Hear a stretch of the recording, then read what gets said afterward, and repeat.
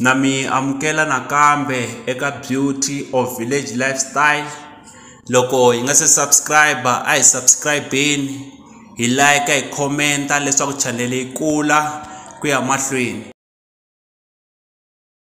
Langutisa rin'wana ra risimu ra xin'wana xiyimbeleli xa gospel NT Makuvele, ingaku moya wa vona wu nga etlela hi kurhula. Ku na risimu leri ra ku wa tshembeka. Mawakulu lava tivaka ku Xikwembu xa va tshembekela, i vangani lava va nga tshama vona Xikwembu henhla ka vutomi bya vona xi va tshembekela. A ri ringeta ku komba leswaku i Xikwembu xa ku tshembekela vanhu, i Xikwembu xa ku endlela vanhu. Va tele lava nga tshama va endleriwa hi Xikwembu, va tele vanhu lava nga ku endleliweni hi Xikwembu. Namuntlha emiehleketweni ya hina, emianakanyweni ya hina ni le timbilwini ta hina, a hi yeni hi ya tiva ku xa tshembeka.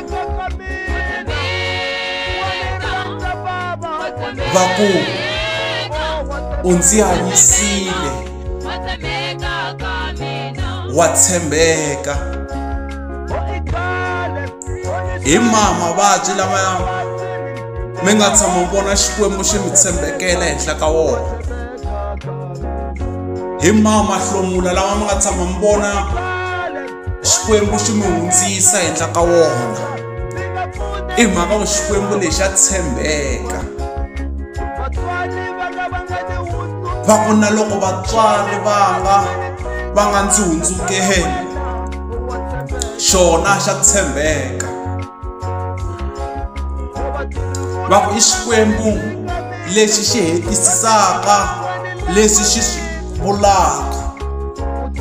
Va ku xi promisile Abrahama na Sara ku va nyika n'wana. Hi mhaka ku xa tshembeka xi va nyike n'wana. Na hina vuton'wini bya hina a hi voneni Xikwembu lexi ku ri Xikwembu xa ku tshembeka. Swi nga ka swi nga fambi kahle ka tin'wani ta ti-area ta vutomi bya hina, mara Xikwembu lexi xa tshembeka. Hi nga va kha hi pfumala vuton'wini, hi nga va hi nga ri hava xa ku tsakisa vuton'wini, mara i Xikwembu xa ku tshembeka. Munhu un'wana na un'wana u vona ku tshembeka ka xona ka xiyimo lexiya a mi ku mi nge pfuki mi hindile, mara Xikwembu xi mi tshembekela. I mhaka ku yini xa tshembeka. Ku na ku tikeriwa loku vanhu va nga ka kona, ku na ku tsandzeka loku vanhu va fambaka kona, mara loko mi kotisiwa hi Xikwembu i mhaka ku Xikwembu lexi xa tshembeka. A hi yeni hi vona ku tshembeka ka Xikwembu